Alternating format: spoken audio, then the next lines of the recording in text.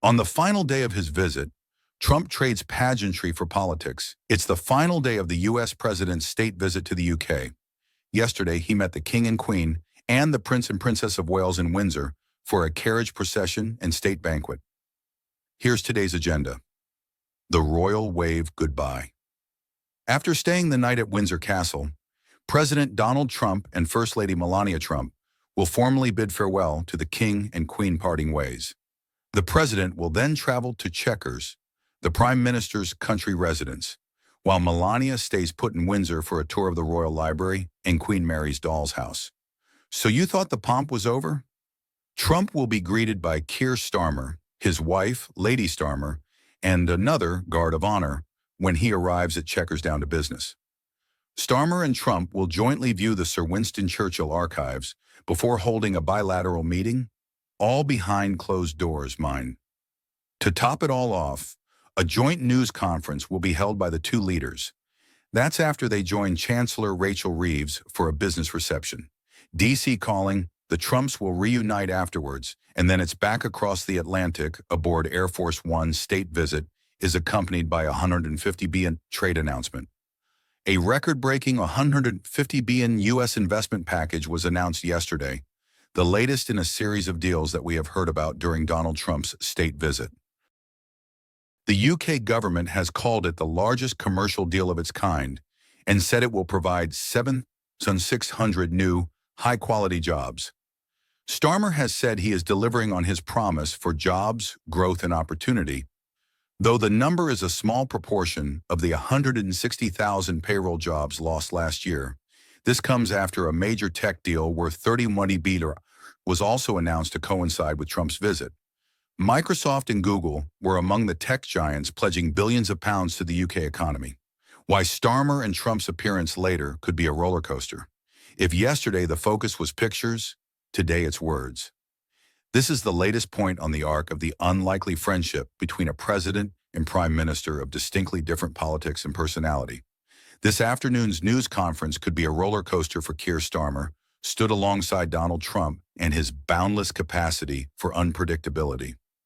Likely topics where the men have a different emphasis or outright disagreement. The UK is expected to recognize a Palestinian state in the coming days, after the president has left. The White House thinks that's a mistake. Then there is Ukraine. The UK's consistent support for Kyiv, seeing it as a battle for the West, its values and freedoms, and emphasized in the King's regal rhetoric last night.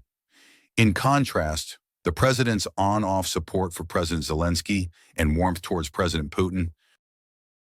Then awkwardly, there is Jeffrey Epstein, the convicted sex offender who was friends with the president, friends with the King's brother Prince Andrew, and friends with the UK's ambassador to the United States until last week, Lord Mandelson. Glitz and glamour on full show at state banquet. The U.S. president was given the full royal treatment at the state banquet on Wednesday night, which he attended with his wife, other family, and members of his administration. Here are some images to give you a flavor of what the evening was like. Banquet saw UK-US special relationship on display. Last night, President Trump was treated to a 3-course dinner, an extensive wine list, and a speech from the King. King Charles hailed his commitment to finding solutions to conflict, as well as fighting for Ukraine against tyranny. Trump then spoke to the gathered guests, including Apple's CEO Tim Cook, press baron Rupert Murdoch, and OpenAI chief Sam Altman. He addressed the relationship between the U.S. and UK, saying, "Special does not begin to do it justice." From Royal Castle to PM's country house, good morning and welcome back to our live coverage of Donald Trump's state visit.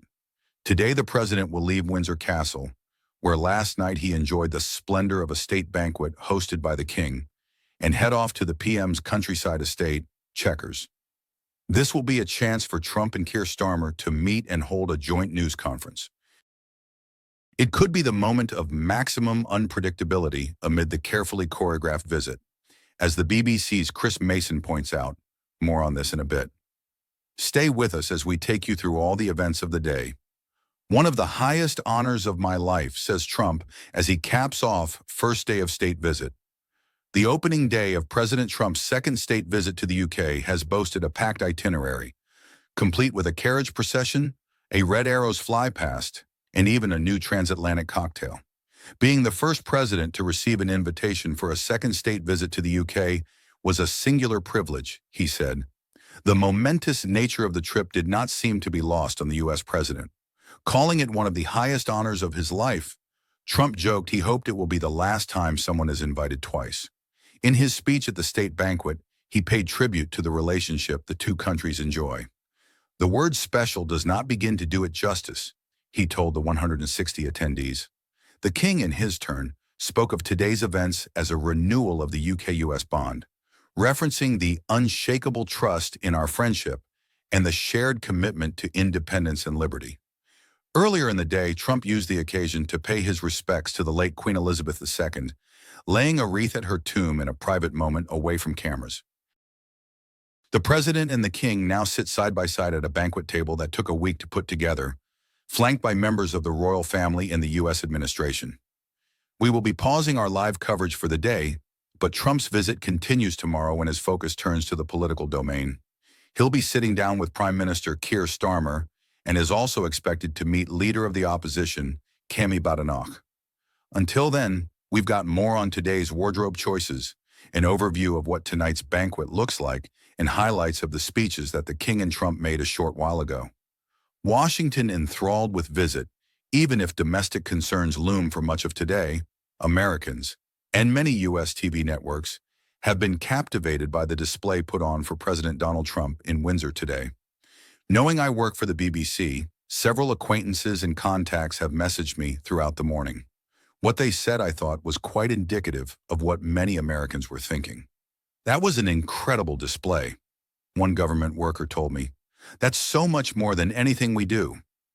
Another contact, a young female veteran of the Army, said the beating the retreat and fly past were infinitely better than the parade held to celebrate the U.S. Army's 250th birthday in June, on Trump's birthday.